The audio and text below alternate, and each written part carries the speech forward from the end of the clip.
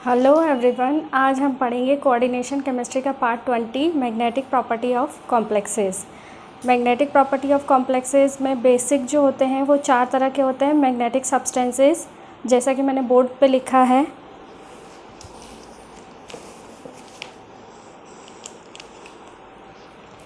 Types of magnetic substances. First is paramagnetic, second diamagnetic substance, third is ferromagnetic and fourth is anti ferromagnetic. Mostly हम लोग इन्हीं को detail में study करते हैं, पैरामैग्नेटिक और डायमैग्नेटिक। फेरोमैग्नेटिक और एंटी फेरोमैग्नेटिक को इतना अच्छे से, इतना डीपली स्टडी नहीं किया जाता। मेन हमारा फोकस रहेगा पैरामैग्नेटिक और डायमैग्नेटिक सब्सटेंसेज में। ये कंपैरेटिव आता है, इसलिए मैंने सबको इकट्ठा लिख दिया है एक्सप्लेन करने के लिए। सबसे पहले पैरामैग्नेटिक सब्सटेंसेज। इससे पहले हमको ये पता होना चाहिए कि मैग्नेटिक सब्सटेंस क्या होता है। ऐसे सब्सटेंसेज जो एक्सटर्नल मैग्नेटिक फील्ड में अट्रैक्ट होते हैं या रिपेल होते हैं। सपोज़ ये हमारे पास मैग्नेट है, ठीक है। मैग्नेट में 2 पोल होते हैं, नॉर्थ पोल और साउथ पोल। यहाँ हमने कोई भी सब्सटेंस रखा है, ठीक है। ये सब्सटेंस अगर अट्रैक्ट होगा, है ना, तो उसको हम बोलेंगे पैरामैग्नेटिक सब्सटेंस। और ये सब्सटेंस मतलब अट्रैक्ट होगा तो इसकी पोजीशन किस तरह से हो जाएगी, जैसे ये नॉर्थ पोल है, ये साउथ पोल है, तो ये सब्सटेंस इस तरह से इसकी तरफ हो जाएगा, मतलब इसकी डायरेक्शन में इसका फेस हो जाएगा। अगर कोई भी substance suppose at right angle हो जाता है, राइट एंगल मतलब अगर हमने कोई भी सब्सटेंस रखा और ये इस तरह से हो गया, है ना, या हाँ इस तरह से at right angle 90 degree angle पे हो जाता है, 90 डिग्री या एट राइट एंगल। अगर कोई भी सब्सटेंस जिसको हम एक्सटर्नल मैग्नेटिक फील्ड में रखते हैं और वो राइट एंगल पे डायरेक्ट हो जाता है या अपनी डायरेक्शन राइट एंगल पे शिफ्ट कर देता है, then we can say that substance is known as diamagnetic substance. तो 2 सब्सटेंस होते हैं mainly, paramagnetic, diamagnetic. Diamagnetic substances which are repelled in external magnetic field and paramagnetic substances which are attracted towards external magnetic field। अब इसमें हमको study करना है complex, है ना। तो कॉम्प्लेक्स में हम किस तरह से एक्सप्लेन करेंगे मैग्नेटिक प्रॉपर्टीज़। कॉम्प्लेक्स में हम क्या देखते हैं, मेटल आयन देखते हैं, और मेटल आयन में क्या होते हैं, इलेक्ट्रॉन प्रेजेंट होते हैं। और हमको पता है बेसिक में हम पढ़ते हैं ना, 11th-12th के समय हमने पढ़ा था कि किसी भी सब्सटेंस में या किसी भी एटम में इलेक्ट्रॉन जो होता है वो 2 तरह का मोशन करता है। First is spin motion and second is orbital motion. 2 types of motion, है ना। First spin motion, then second orbital motion. Orbital motion, spin motion में जैसे हम लोग लिखते हैं +½ -½ मतलब राइट एंगल पे क्लॉकवाइज डायरेक्शन में अगर इलेक्ट्रॉन घूमेगा तो हम उसको बोलेंगे कि स्पिन मोशन कर रहा है क्लॉकवाइज डायरेक्शन में। एंटी क्लॉकवाइज घूमेगा इन दिस डायरेक्शन तो -½ रिप्रेजेंटेशन होगा, +½ क्लॉकवाइज डायरेक्शन के लिए, -½ एंटी क्लॉकवाइज डायरेक्शन के लिए। और सपोज जैसे ये हमारा न्यूक्लियस है, ठीक है। न्यूक्लियस के चारों तरफ बहुत सारे ऑर्बिट्स होते हैं। यहाँ पर सपोज एक इलेक्ट्रॉन है, ये इलेक्ट्रॉन या तो क्लॉकवाइज में घूमेगा या एंटी क्लॉकवाइज में घूमेगा। ऐसे अपने एक्सिस पे तो घूमेगा ही घूमेगा, एज वेल एज इस जो सर्कुलर ऑर्बिट है इस ऑर्बिट में भी मूव करेगा। तो 2 तरह का मोशन हो गया, spin motion, orbital motion. Spin motion जो होता है वो इलेक्ट्रॉन की खुद की एक्सिस पे, ये anti clockwise, this is clockwise. ये तो हो गया फर्स्ट मोशन, स्पिन मोशन, जो कि उसने अपनी एक्सिस पे घुमा। फिर जैसे ये इसका ऑर्बिट है, ये सर्कुलर इसका ऑर्बिट है, तो ये ऐसे घूमता हुआ, ऐसे घूमता हुआ, ऐसे घूमता हुआ पूरे जो है सर्कुलर पाथ में भी घूमेगा। तो there are 2 types of motion. First is spin motion जो अपनी एक्सिस पे घूमता है, सेकेंड इज ऑर्बिटल मोशन जो कि वो न्यूक्लियस के चारों तरफ स्पेसिफिक जो ऑर्बिट्स होते हैं, जो कक्षाएं होती हैं, उनमें घूमता है। तो उन दोनों जो हैं मोशन की वजह से एक मैग्नेटिक फील्ड जनरेट होता है। और वो जो सब्सटेंस होता है या वो एलिमेंट या वो एटम जो होता है वो किसकी तरह बिहेव करता है, मैग्नेट की तरह बिहेव करता है। तो 2 तरह का मैग्नेटिक, एक हमने एक्सटर्नल मैग्नेटिक फील्ड अप्लाई किया, एक सब्सटेंस का खुद का मैग्नेटिक फील्ड जिसको हम इंड्यूस मैग्नेटिक फील्ड कहते हैं, ठीक है। तो किसी भी मेटल आयन के इलेक्ट्रॉन के मूवमेंट की वजह से जो मैग्नेटिक फील्ड जनरेट होता है वो होता है इंड्यूस मैग्नेटिक फील्ड, और जो मैग्नेटिक फील्ड हम बाहर से अप्लाई करते हैं that is known as external magnetic field, ठीक है। तो उसी के बेसिस पे हम डिवाइड करते हैं कि कोई भी सब्सटेंस एक्सटर्नल मैग्नेटिक फील्ड में रिपेल कर रहा है, अट्रैक्ट कर रहा है, स्ट्रांगली अट्रैक्ट कर रहा है या स्ट्रांगली रिपेल कर रहा है। तो पैरामैग्नेटिक सब्सटेंस जैसे इनका डायरेक्शन है, इलेक्ट्रॉन का डायरेक्शन कैसे होता है, ये कैसा स्पिन है ना, अनपेयर्ड है तो क्या होगा, ये सारे अनपेयर्ड होंगे तो सिंगल सिंगल हो जाएगा, इनका अनपेयर्ड स्पिन हो जाएगा।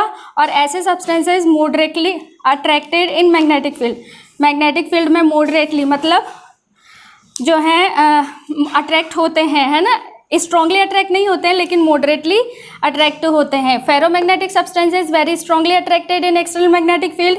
Then second is diamagnetic substances which are repelled in external magnetic field. और इसको हम थ्योरेटिकली कैसे जज करते हैं, अगर किसी भी मेटल आयन के अंदर पेयर्ड स्पिन है ना, इलेक्ट्रॉन का स्पिन कैसा है, पेयर्ड है। सपोज ये क्लॉकवाइज में है तो प्लस हाफ, ये माइनस हाफ, है ना, तो दोनों पेयर्ड स्पिन है, स्पिन स्पिन कैंसिल हो जाएगा, तो वो सब्सटेंस कैसा हो जाएगा, डायमैग्नेटिक। फेरोमैग्नेटिक में भी सारे जो होते हैं वो पैरेलल स्पिन के होते हैं, मतलब या तो प्लस हाफ होंगे या माइनस हाफ होंगे। फोर्थ एंटी फेरोमैग्नेटिक, इसमें भी क्या होते हैं, प्लस हाफ होते हैं, सिमिलरली माइनस हाफ होते हैं, है ना। और ये आपस में पेयर नहीं होते हैं, अलग अलग इस तरह से अरेंज होते हैं और कपलिंग हो जाती है कई बार, है ना। इसका कपलिंग का एग्जांपल है, हम लोग बायो इनऑर्गेनिक में पढ़ते हैं, बायो इनऑर्गेनिक में हम पढ़ते हैं फेरिडॉक्सिन, है ना। फेरिडॉक्सिन में जो आयरन होता है वो आयरन, 2 आयरन होते हैं, +3 ऑक्सीडेशन स्टेट में, और +3 ऑक्सीडेशन स्टेट में क्या होगा, आयरन D5 हो जाएगा, और फेरिडॉक्सिन जो होता है वो हाई स्पिन कॉम्प्लेक्स होता है। हाई स्पिन कॉम्प्लेक्स के केस में नंबर ऑफ इलेक्ट्रॉन को हम किस तरह से अरेंज करेंगे, 5 अनपेयर्ड एक आयरन में, सिमिलरली 5 अनपेयर्ड दूसरे आयरन में। तो इस तरह से क्या होगा, टोटल 5 इलेक्ट्रॉन दोनों में होंगे, आपस में कपल करेंगे और उसको बोलेंगे हम एंटी फेरोमैग्नेटिक कपलिंग। ठीक है, इनका स्पिन उल्टा करेंगे हम, ये हो जाएगा एंटी क्लॉकवाइज में और ये सारे क्लॉकवाइज में, तो ये सब आपस में कपल करेंगे, इसको हम बोलते हैं this is known as anti ferromagnetic coupling. और दिस टाइप ऑफ कपलिंग, इसकी इस तरह की कपलिंग का रिजल्ट क्या होता है, सब्सटेंस जो होता है वो ESR इनएक्टिव हो जाता है ना। ये हम बायो इनऑर्गेनिक में अच्छे से डिटेल में पढ़ते हैं, वहाँ पर हम जब पढ़ेंगे तो वहाँ पर और अच्छे से इसको एक्सप्लेन किया जाता है। तो इस तरह का हो जाता है एंटी फेरोमैग्नेटिक। अब ये सब्सटेंसेज जो होते हैं वो बहुत ही कम, है ना, स्ट्रांगली अट्रैक्ट नहीं होते, वीक अट्रैक्शन होता है एक्सटर्नल मैग्नेटिक फील्ड। तो ये हमारा हो गया किस तरह से अरेंजमेंट होता है। पैरामैग्नेटिक में अनपेयर्ड इलेक्ट्रॉन होते हैं, पैरेलल स्पिन होता है, डायमैग्नेटिक में जो है पेयर्ड स्पिन होता है, फेरोमैग्नेटिक में भी अनपेयर्ड स्पिन होता है, एंटी फेरोमैग्नेटिक में जो है पेयर्ड पैरेलल स्पिन होता है, लेकिन वो क्या करते हैं, आपस में कपल कर जाते हैं। ठीक है, अब ये हो गया हमारा बेसिक चीज़। अब हमको डिटेल में पढ़ना है पैरामैग्नेटिक और डायमैग्नेटिक सब्सटेंसेस को।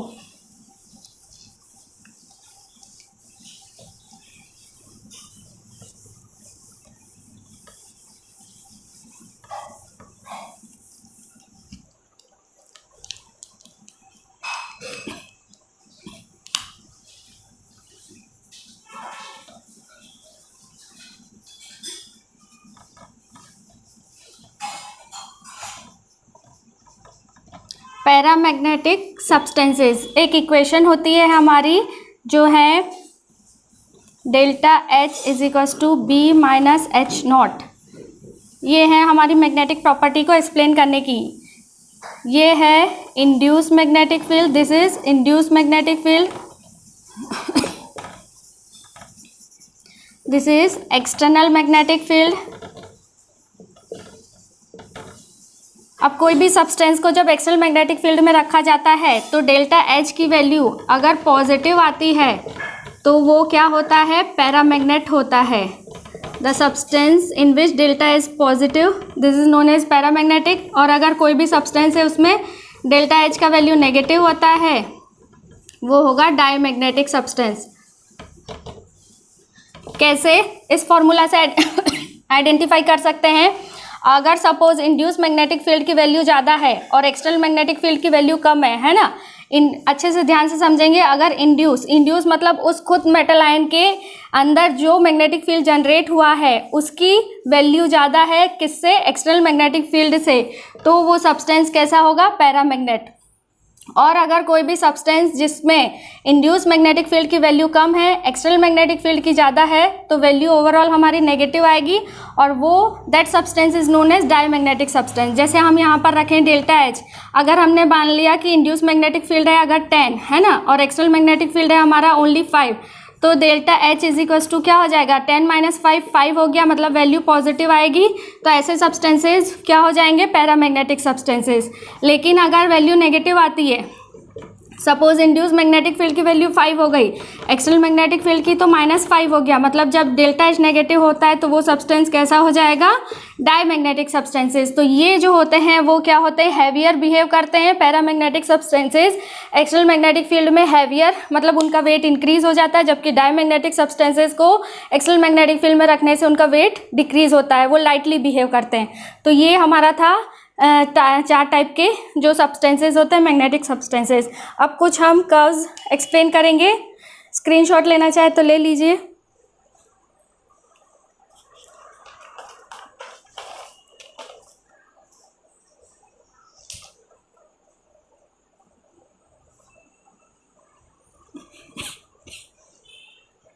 ये जो हमारी इक्वेशन है डेल्टा एच, इसको हम when we replace this delta H by intensity of magnetization, intensity of magnetization that is 4 pi I, 4 pi I is equal to हो जाएगा, अगर डेल्टा एच को हम इंटेंसिटी ऑफ मैग्नेटाइजेशन के टर्म में एक्सप्लेन करें, then delta H is equal to 4 pi I, है ना। इंटेंसिटी ऑफ मैग्नेटाइजेशन मतलब कोई भी सब्सटेंस कितना ज़्यादा इंटेंसली मैग्नेट की तरह बिहेव कर रहा है, बी माइनस एच नॉट हो जाएगा। Then divide whole equation, next step में हम लिखेंगे divide whole equation by H naught.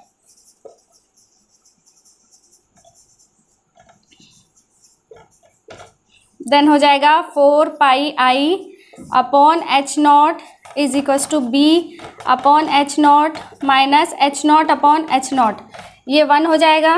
Then we get 4 pi I upon H naught is equals to B upon H naught minus I, ये I upon H naught हो जाएगा हमारा magnetic susceptibility, and B upon H naught is known as magnetic permeability. This is known as magnetic susceptibility and this is magnetic permeability.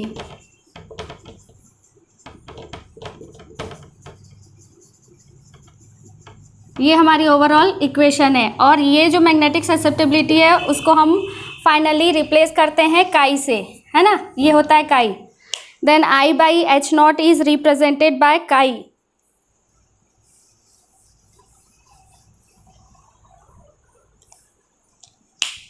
तो हो जाएगी हमारी overall equation chi is equals to B upon H naught minus I, ये हो गया हमारा magnetic susceptibility का equation. ठीक है, मैग्नेटिक ससेप्टिबिलिटी को हम मैग्नेटिक मोमेंट की टर्म्स में भी एक्सप्लेन कर सकते हैं। तो काई इफेक्टिव इज इक्वल्स टू हो जाएगा Avogadro number mu square divided by thrice K T, ये है हमारा chi effective magnetic susceptibility. Effective magnetic susceptibility is equals to हो जाएगा एन ए, पूरा इस इक्वेशन को सॉल्व करेंगे सारी वैल्यूज़ रखने के बाद, तो हमारा आएगा N A. Avogadro number means 1 mole में जो इफेक्टिव मैग्नेटिक मोमेंट है उसको अगर हम वोल्टमान कांस्टेंट और टी टेम्परेचर से डिवाइड करेंगे तो हमको क्या मिलेगा, काई इफेक्टिव, इसको बोलते हैं मैग्नेटिक ससेप्टिबिलिटी। ठीक है, इसको हम आर की टर्म्स में भी लिख सकते हैं, किस तरह से,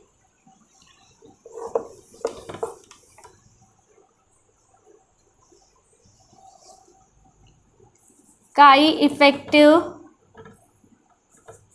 इज इक्वल्स टू हो जाएगा Avogadro number magnetic moment effective divided by thrice K T, ऊपर नीचे दोनों तरफ एवोगैड्रो नंबर से मल्टीप्लाई करेंगे, then we get N A का स्क्वायर म्यू इफेक्टिव का square divided by thrice K into N A into T. K into N A जो होता है वो किसके बराबर होता है, R. Then we get N A square mu square effective upon thrice R T, ये हमारी इक्वेशन हो जाएगी किसकी, काई की। ठीक है, ये हो जाएगा काई, मैग्नेटिक ससेप्टिबिलिटी और इफेक्टिव मैग्नेटिक मोमेंट का रिलेशन। इसमें आप कांस्टेंट की वैल्यू रख सकते हैं, एन ए क्या है, Avogadro number,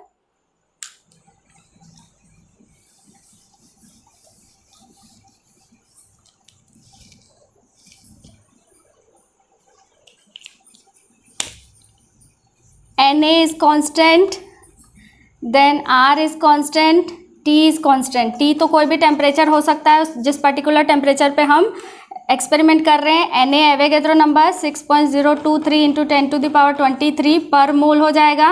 R gas constant 8.314 joule kelvin inverse mole inverse. ठीक है, ये सब वैल्यू रखने के बाद ओवरऑल हमको वैल्यू मिलती है mu effective is equals to हो जाएगा 2.48 काई टी। ये है हमारा इफेक्टिव मैग्नेटिक मोमेंट का फाइनल रिलेशन। इसी से हम जो है बेसिक म्यू इफेक्टिव वाला फॉर्मूला यूज़ करते हैं। वो कौन सा फॉर्मूला है? एलएस कपलिंग, है ना। एलएस कपलिंग का हमने एक फॉर्मूला यूज़ किया था √n इंटू n+2।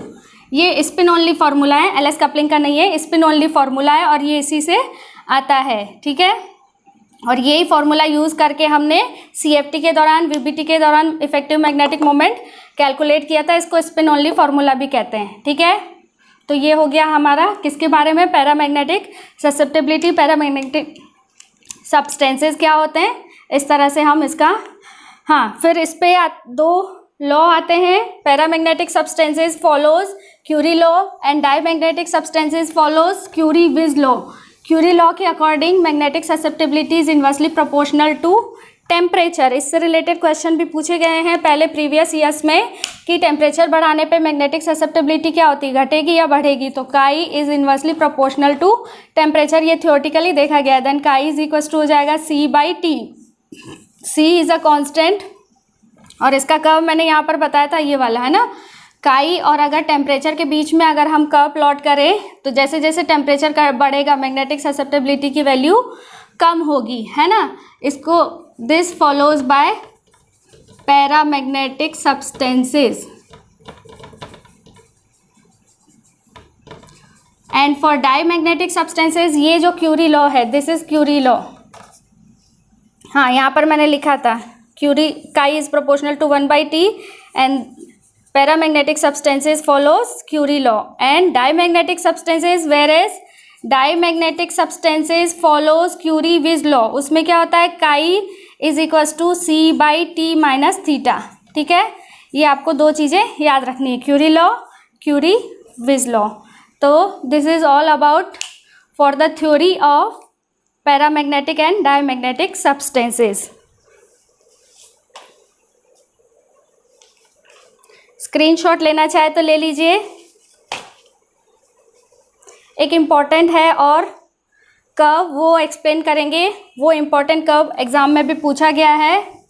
कंपैरेटिव चारों टाइप के मैग्नेटिक सब्सटेंसेस का जो कर्व आता है वो कर्व हम डिस्कस करेंगे। काई और टी के बीच में, मैग्नेटिक ससेप्टेबिलिटी और टेम्परेचर के बीच में।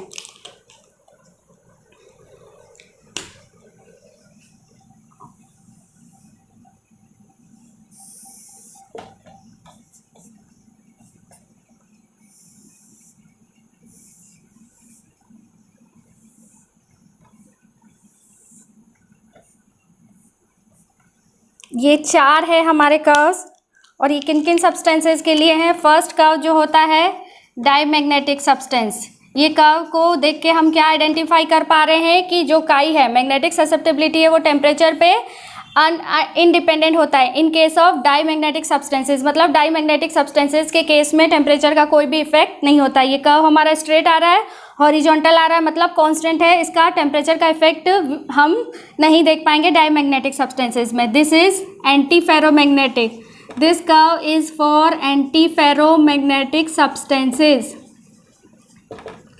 This curve is for paramagnetic, जो अभी हमने देखा था वही कर्व है, paramagnetic substances. And this curve is for ferromagnetic substances. एक और चीज़ होती है इलेक्ट्रॉन एक्सचेंज। इलेक्ट्रॉन एक्सचेंज जो होता है, जहाँ पर जिस टेम्परेचर पर इलेक्ट्रॉन एक्सचेंज या जिस टेम्परेचर के बिलो इलेक्ट्रॉन एक्सचेंज डोमिनेट होता है, उस टेम्परेचर को हम बोलते हैं Curie temperature. And this is Neel temperature, Tn। Curie temperature is the temperature below which electron exchange dominates, below which electron exchange dominates। अब यहाँ पर एक टर्म आ रही है इलेक्ट्रॉन एक्सचेंज, है ना, इसको समझने में थोड़ा दिक्कत हो रहा है। इलेक्ट्रॉन एक्सचेंज क्या होता है? कपलिंग, है ना। जैसे कि फॉर डाईमैग्नेटिक सब्सटेंसेज क्या होता है? इलेक्ट्रॉन का पेयर्ड स्पिन बनाते हैं। डाईमैग्नेटिक सब्सटेंसेज में किस तरह से होता है? जैसे ये डी ऑर्बिटल है, इसमें अगर इलेक्ट्रॉन होंगे इस तरह से सारे पेयर्ड स्पिन होंगे तो इसको हम बोलते हैं इलेक्ट्रॉन एक्सचेंज डोमिनेट्स। मतलब सबसे ज़्यादा इलेक्ट्रॉन एक्सचेंज किस में होगा? डाईमैग्नेटिक सब्सटेंसेज में। और ये क्यूरी टेम्परेचर वही टेम्परेचर होता है जिसके बिलो जो होता है किसी भी सिस्टम में इलेक्ट्रॉन की पेयरिंग स्टार्ट हो जाती है, ठीक है। एंटी फेरोमैग्नेटिक में भी हमको पता है इलेक्ट्रॉन की पेयरिंग होती है, डाईमैग्नेटिक में तो पेयरिंग होती ही। एंटी फेरोमैग्नेटिक कपलिंग मैंने अभी फेरिडॉक्सिन का एग्जांपल लेके बताया था कि आयरन, अगर 2 आयरन है और 3+3+ ऑक्सीडेशन स्टेट में है तो एक का स्पिन क्या होगा? 5 इलेक्ट्रॉन का स्पिन क्लॉकवाइज हो जाएगा। और सिमिलरली दूसरे आयरन में जो 5 इलेक्ट्रॉन है उनका स्पिन क्या हो जाएगा? एंटी क्लॉकवाइज हो जाएगा। तो वो आपस में क्या करेंगे? एंटी फेरोमैग्नेटिक कपलिंग करेंगे। तो हमारा Curie temperature is the temperature at which या below which electron exchange dominates. तो इस तरह से ये आपको कर्व को समझना है। कई बार काई और टी के बीच में पर्टिकुलर कर्व दे देते हैं और पूछ लेते हैं कि पैरामैग्नेटिक सब्सटेंस के लिए कौन सा कर्व होगा या फेरोमैग्नेटिक सब्सटेंस के लिए क्या होगा। अच्छा, एक और प्रीवियस ईयर्स का क्वेश्चन है जिसमें पूछा गया है कि काई टी वर्सेस टी के बीच में अगर हम प्लॉट खींचे तो वो किस तरह का आएगा। तो उसमें 4 प्लॉट दिए हुए थे, एक इस तरह से था, एक इस तरह से था, दिस इज काई एंड दिस इज टी, है ना, सभी में एक्स वाई एक्सिस पे। तो यहाँ पर ये एक्स वाई एक्सिस है, एक्स में टेम्परेचर, वाई एक्सिस में काई, इस तरह से था। 2 कर्व और थे, है ना। तो हमको तो पता लगाना था कि काई टी के वर्सेस अगर टी के बीच में प्लॉट खींचा जाए तो क्या होगा? कांस्टेंट होगा, क्योंकि हम इक्वेशन जानते हैं chi is equals to C by T, है ना। और काई को हम अगर टी से मल्टीप्लाई करेंगे तो देन वी गेट कांस्टेंट। मतलब काई टी और टेम्परेचर में अगर हम ग्राफ प्लॉट करेंगे तो हमको क्या मिलेगा? कांस्टेंट। मतलब काई टी के साथ टेम्परेचर का कोई रिलेशन नहीं होता है, वो उसके इंडिपेंडेंट होता है। तो ये प्रीवियस ईयर्स में क्वेश्चन इस तरह का पूछा गया है। So this is all about for the paramagnetic and diamagnetic substances and all about for the magnetic properties of the complexes। अब इसके नेक्स्ट वीडियो एक और आएगी जिसमें 4 अलग अलग फॉर्मूले से हम किस तरह से मैग्नेटिक मोमेंट को कैलकुलेट करते हैं, ठीक है। इससे रिलेटेड, थ्योरी से रिलेटेड भी क्वेश्चन बनते हैं और उस फॉर्मूला से रिलेटेड भी बनते हैं। वीडियो कैसा लगा? Please like, share and comment. Thank you.